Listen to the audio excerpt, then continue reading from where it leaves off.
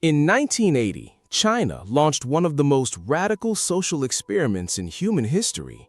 They told their people, "You are only allowed one child." What followed was 4 decades of forced compliance, secret pregnancies, abandoned daughters, and a demographic collapse so severe that the government that created the crisis is now desperately trying to reverse it. This is the story of how a nation engineered its own population into a trap it cannot escape. Welcome back to Echo Mind Documentaries. If this is your first time here, subscribe, like, share, and turn on notifications so you never miss a story. Let's go back to history. And the topic today: China built its modern economy on the backs of the largest workforce the world had ever seen. At its peak, over 1 billion people powered factories, filled cities, and drove decades of growth that lifted hundreds of millions out of poverty. The world watched in awe. Economists called it a miracle. But beneath that miracle, a clock had been ticking. In the decades that followed China's meteoric rise, something began to change. Maternity wards started to quiet. Classrooms that once overflowed began sitting half empty.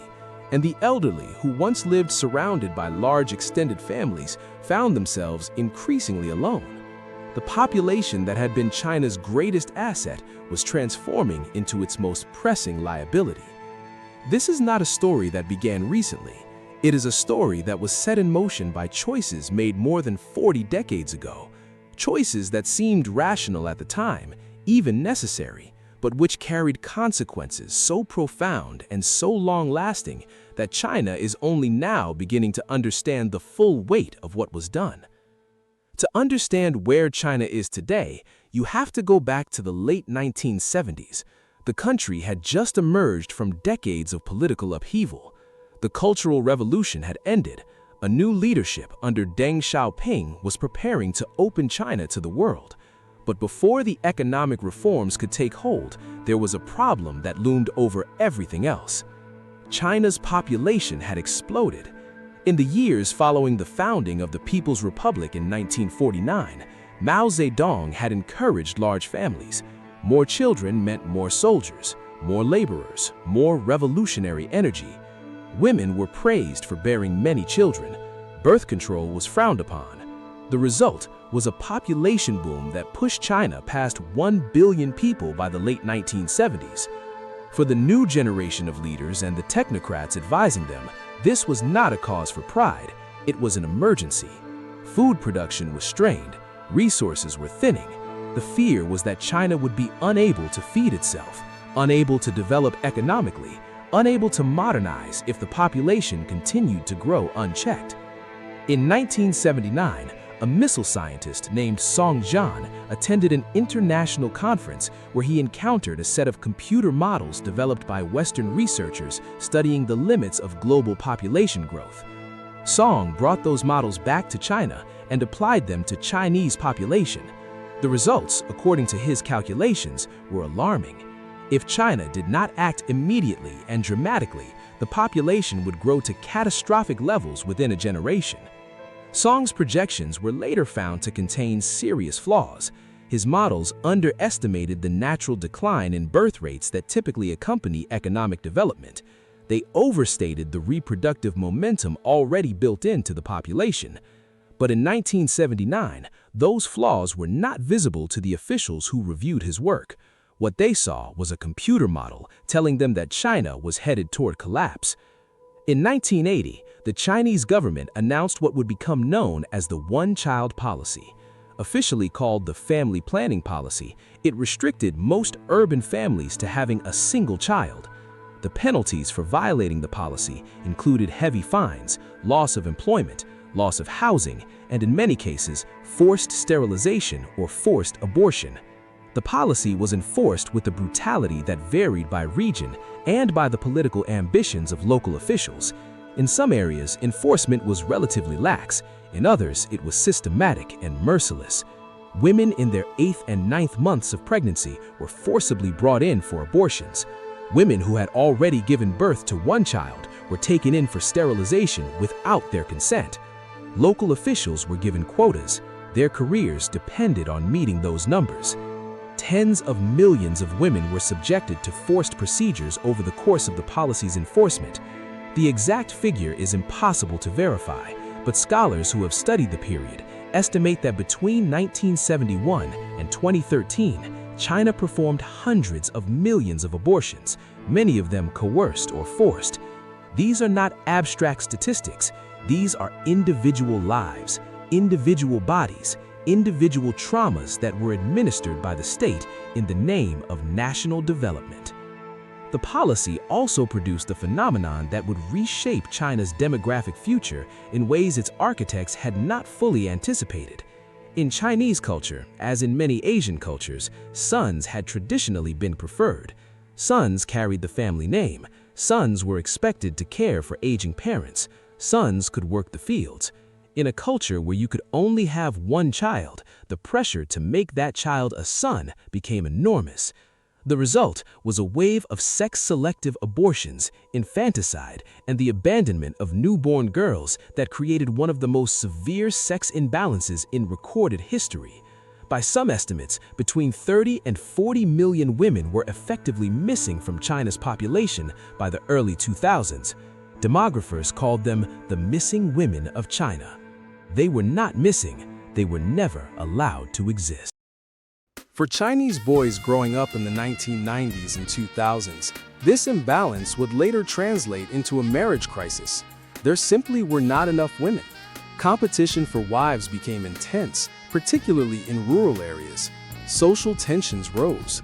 The demographic consequences of a decision made in a government office decades earlier were now playing out in the most intimate corners of Chinese life.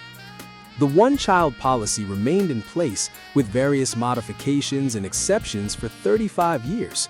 Rural families were often permitted a second child if the first was a girl. Ethnic minorities were sometimes granted exceptions. Wealthy families and those with connections could afford to pay the fines and have additional children. As with most authoritarian policies, its enforcement fell most heavily on those with the least power. By the time the policy was officially ended in 2015 and replaced with a 2-child limit and then a 3-child limit in 2021, the damage was already done. An entire generation had grown up as only children. Families had restructured their lives, their finances, and their expectations around the assumption of one child per household. The cultural shift was not something that could be undone by a government announcement. In 2022, something happened that had not occurred in China since the Great Leap Forward famine of the early 1960s. China's population shrank. For the first time in 6 decades, there were more deaths than births. The country recorded approximately 850,000 more deaths than births that year. The following year, the numbers were even starker. China's population was not just failing to grow, it was contracting.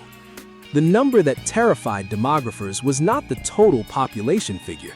China still had 1.4 billion people. The number that terrified them was the total fertility rate. The total fertility rate measures how many children the average woman is expected to have over her lifetime. To maintain a stable population, a country needs a total fertility rate of approximately 2.1.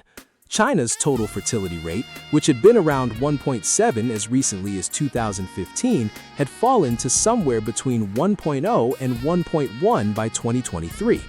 That figure, if accurate, placed China among the lowest fertility countries on Earth, lower than Japan, which has spent decades struggling with its own demographic decline, lower than South Korea, which has the distinction of holding the world record for the lowest fertility rate ever recorded by a major nation. China, with its 1.1 or so total fertility rate, was in the company of countries watching their populations collapse. To understand why this matters so profoundly, you have to understand what demographers call the demographic dividend and what happens when it reverses. During the period from roughly the 1980s through the 2000s, China benefited enormously from what economists call the demographic dividend. This is the economic boost that comes when a large working-age population is supporting a relatively small number of dependents, both children and elderly. With fewer mouths to feed and more workers in the labor force, societies can save more, invest more, and grow faster. China's demographic dividend was extraordinary. The labor force was massive, the workforce was young, and because the one-child policy had reduced the number of children each family was raising, household savings rates were high. Those savings fed investment. That investment fed growth. China's economy expanded at rates of 8, 9, 10% per year for decades on end. But the dividend was always going to expire.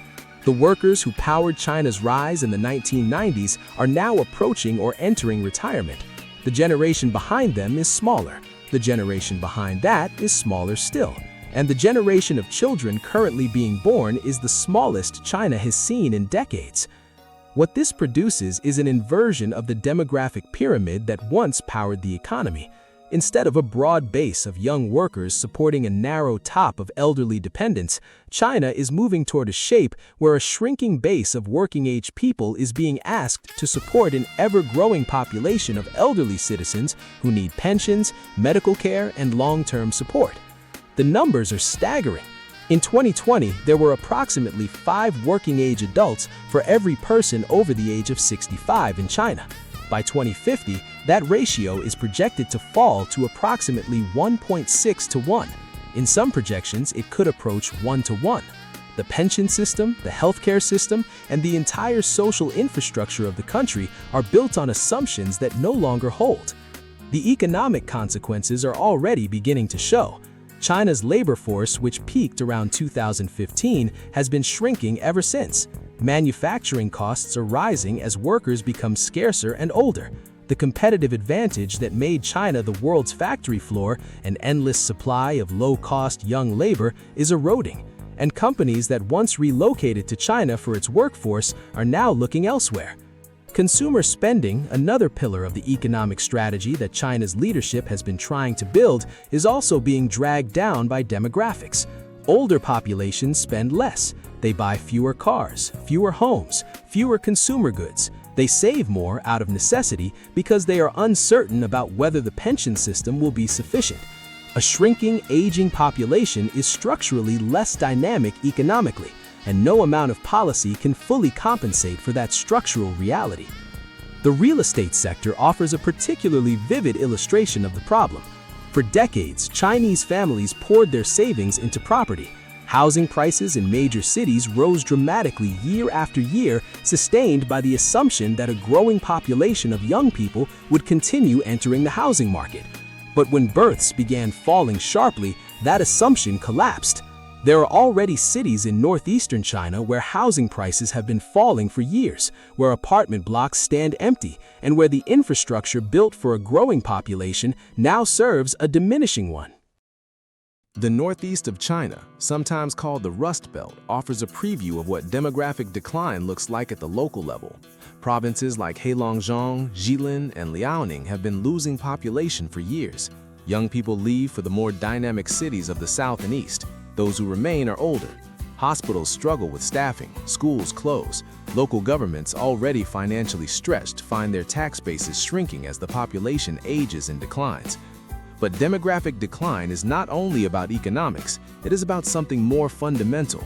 It is about the texture of daily life, about family structures, about who cares for the elderly, about whether children grow up with siblings, cousins, and the noise and friction and richness that comes from large extended families.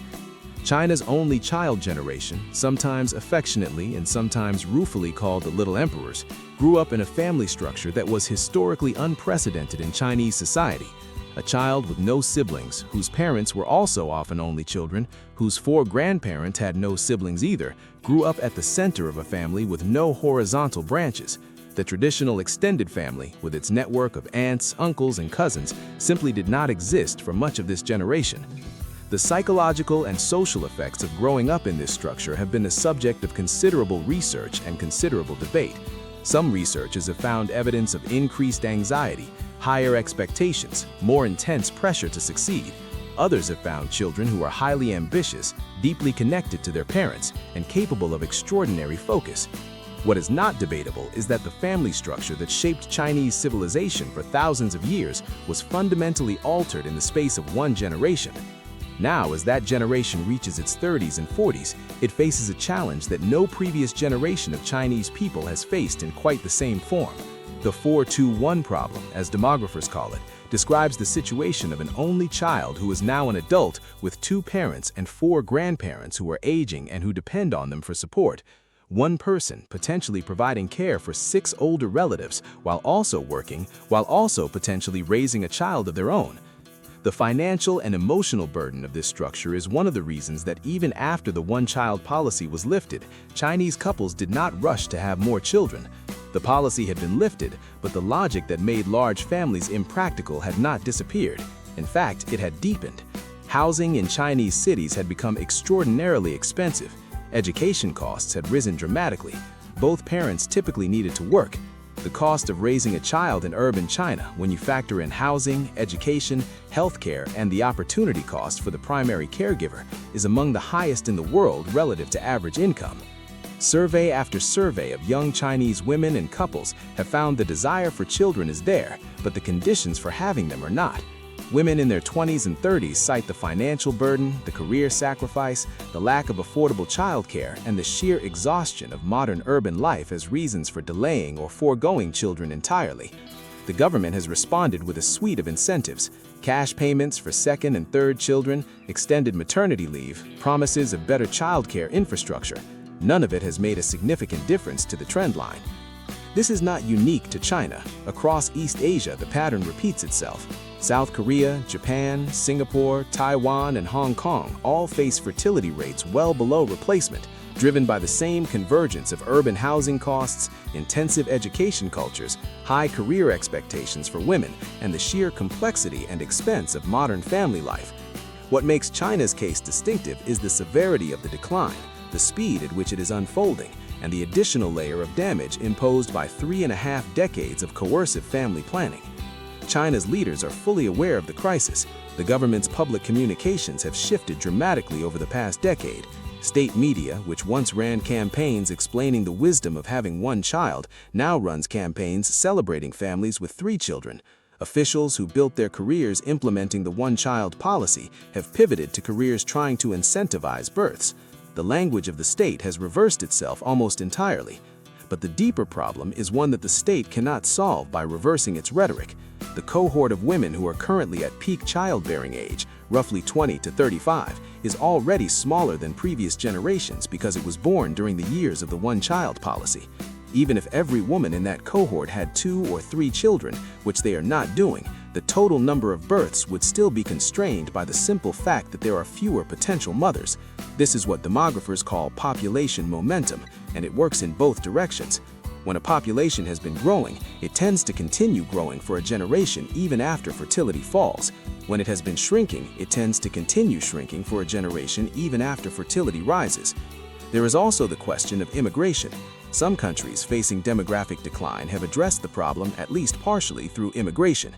Germany, Canada, and Australia have all used immigration to supplement their aging workforce.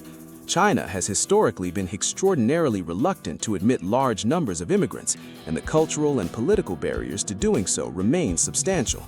The country that spent centuries defining itself in terms of Han Chinese identity and civilizational continuity is not likely to become an immigration destination in any meaningful sense within the time frame that the demographic challenge demands. The military implications are not lost on Chinese strategists. The People's Liberation Army has long relied on its ability to draw from a vast pool of young men. That pool is shrinking. By the 2040s, the cohort of young men reaching military age will be significantly smaller than it is today. At the same time, the financial burden of caring for an aging population will be competing with military spending for a share of the government's resources. The demographic transition will impose real constraints on China's military ambitions at precisely the moment that those ambitions are most publicly stated. The broader geopolitical implications extend well beyond military calculations. For much of the early 21st century, the dominant geopolitical narrative was the rise of China, the inevitable ascent of an economy so large and a population so vast that it would naturally come to dominate the global order. That narrative was always more complicated than it appeared, but the demographic shift introduces a new and fundamental uncertainty into it. An economy that is shrinking in population, aging rapidly, struggling with a collapsing real estate sector, facing the end of the demographic dividend and dealing with the social costs of an aging society that has no adequate social safety net is not straightforwardly on a path to global dominance. It is a country managing a very serious set of internal challenges. This does not mean China becomes weak or irrelevant. Even a shrinking China would remain a massive economy, a nuclear power, a formidable military force, and a major player in global trade and technology. But the confident assumption that demographic and economic momentum would inevitably deliver China to the top of the global order is far more uncertain than it appeared a decade ago. Inside China, the demographic crisis is intersecting with other social pressures in ways that are difficult for the government to manage. The phenomenon known as lying flat, or tang ping, emerged in the early 2020s as a cultural mood among young Chinese people, a sense of disillusionment with the intense competition of modern Chinese society, a conscious rejection of the grind of overwork in exchange for modest ambitions and minimal consumption. The term involution, or nei zhuan, became common, describing the sense that competition has become so intense and the returns so diminished that the rational response is simply to opt out. These are not organized political movements, they are cultural moods, expressed through memes, social media posts, and private conversations, but they reflect a generational sentiment that is in direct tension with the government's desire to stimulate births, boost consumption, and maintain economic growth. A generation that has decided not to compete intensely is also a generation that is deciding not to marry young, not to buy homes they cannot afford, and not to have children they do not feel they can properly support. The government has responded to lying flat discourse with a mixture of censorship and economic incentives, neither of which has proven particularly effective at changing the underlying mood. You cannot mandate optimism, and you cannot command people to want things they have decided they do not want. For the women of China's younger generations, the picture is particularly complex. Women who came of age after the 1990s are better educated than any previous generation of Chinese women. They have greater professional ambitions and greater economic independence. They have watched their mothers and grandmothers subordinate their own desires to the demands of family and state. They have, in many cases, made a different calculation. The fertility rate is ultimately a reflection of millions of individual decisions made by individual women and couples in the privacy of their own lives, and those decisions, when aggregated, are producing a pattern that no government campaign has been able to reverse. The irony at the heart of China's demographic story is profound. The same process of economic development that the one-child policy was supposed to enable, the urbanization, the rising incomes, the educational attainment, and the empowerment of women, these are precisely the forces that suppress fertility in every country that has experienced them. China used coercion to accelerate a transition that would have happened anyway through development. The coercion imposed terrible costs in human suffering, distorted the sex ratio, and created a cohort structure that is now causing serious economic pain. But the destination of low fertility was always where development was heading. China is now grappling with a problem that it shares, in different forms, with much of the developed and developing world. How to sustain a society when people are living longer but choosing to have fewer children? The answers are not obvious, they are not quick, and they are not comfortable. They require changes to housing policy, to labor markets, to immigration policy, to the role of women in society, to the cultural expectations that define what a successful life looks like.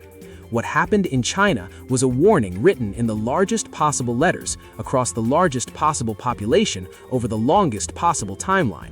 It is a warning about the danger of applying simple solutions to complex systems, about what happens when the state believes it understands the future well enough to engineer it, about the gap between what a model predicts and what a society actually does when left to live its own life.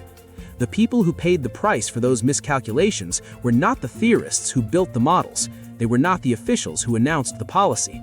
They were the women who were taken against their will. They were the girls who were abandoned. They were the only children who grew up without siblings and are now facing the weight of caring for aging parents alone. They are the 30 or 40 million men who grew up in a country where women their age were scarce. They are the young people today who want to build families but cannot afford them. The clock that was set ticking in 1979 has not stopped.